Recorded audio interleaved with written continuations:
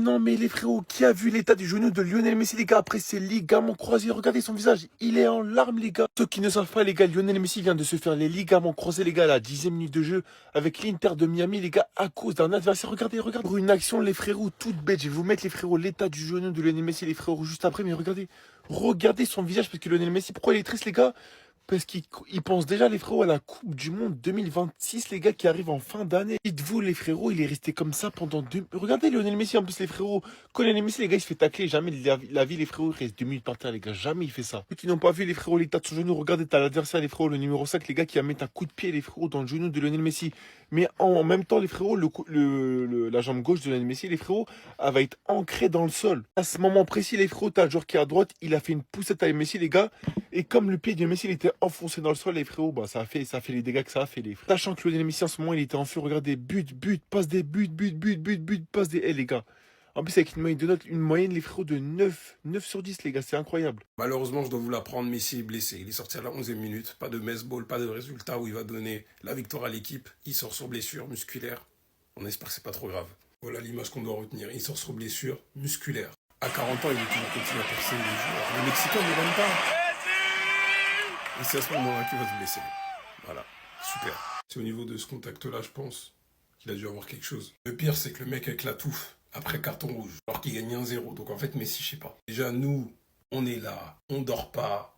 Pour une équipe qui en vaut pas la peine. Messi est pas là, je vais pas regarder jusqu'à la fin du match. Surtout qu'ils auront 4 points en cas de match nul. Donc toujours en place pour jouer les quarts ou les demi. En plus, Messi en ce moment, ses blessures musculaires quand il se blesse, c'est 1 mois, 1 mois et demi, 2 mois. L'année dernière, il a fait 2 mois sans jouer. En tout cas, dans sa manière de sortir, il n'y a pas eu de larmes ou il n'y a pas eu d'exagération d'émotion qui montre que bon, pour lui, c'est grave quoi. Je pense qu'il connaît son corps, il sait ce que ça vaut au niveau blessure. Mais bon, lui comme Ronaldo, en vrai, niveau blessure, ils ont été résistants. Hein. Ils ont grave résisté dans leur carrière. Ils ont pas eu beaucoup de grosses blessures. Quasiment pas. Alors que les chocs qu'ils ont reçus à certains moments, pardon, waouh. Les gars, De Paul au bord des larmes. Parce que Messi s'est blessé cette nuit. Il a envie de pleurer. Je vous promets, moi j'aime bien Messi, vous connaissez, mais ce mec-là il me choque. Plus les jours y passent, plus il me choque. Regardez ce qu'il a déclaré. En fait, Messi il s'est blessé, mais tranquille, tu vois. Il a dit, à ce moment-là, j'ai eu l'impression que le temps s'est arrêté. J'ai regardé le visage de l'entraîneur et j'ai vu la même peur dans tous nos yeux. Personne ne veut voir Messi blessé, personne. Si, les pros CR7 ils veulent, hein, crois-moi.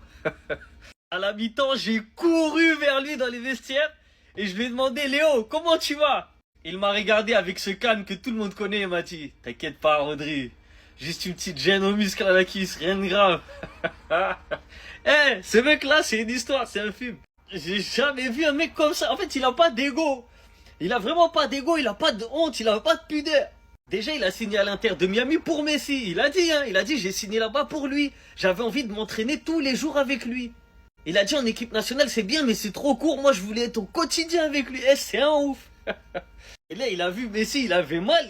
À la mi-temps, il avait qu'une chose en tête, c'est courir vers Léo pour dire qu'est-ce qu'il y a, ça va mon gars, tu vois bien. Bébé, ça va? Les actus mercato du samedi 2 août, c'est parti. On commence tout d'abord avec l'équipe de Chelsea et le coach Enzo Maresca. Bon, on ne le voit pas là, mais on peut voir le bout de sa tête. Bref, il réclame le départ de 15 joueurs de Chelsea. On sait que Chelsea, il y a beaucoup de joueurs sous contrat, mais il faut aussi vendre des joueurs. Et tous ces joueurs, les gars, pourraient et devraient quitter Chelsea.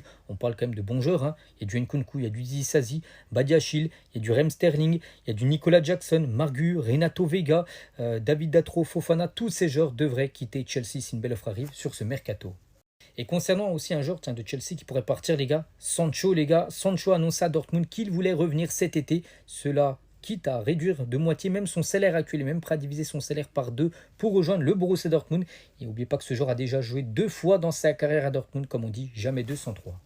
Et on finit aujourd'hui avec l'équipe anglaise de Nottingham Forest a ouvert des négociations avec la Juventus Turin pour Douglas Luiz, donc joueur brésilien de la Juve qui souhaite partir. Pourquoi? Parce que lors de la reprise, il a séché la reprise du côté de la Juve. Il n'était pas blessé, juste il n'a pas voulu revenir parce qu'il veut partir. Nottingham très intéressé.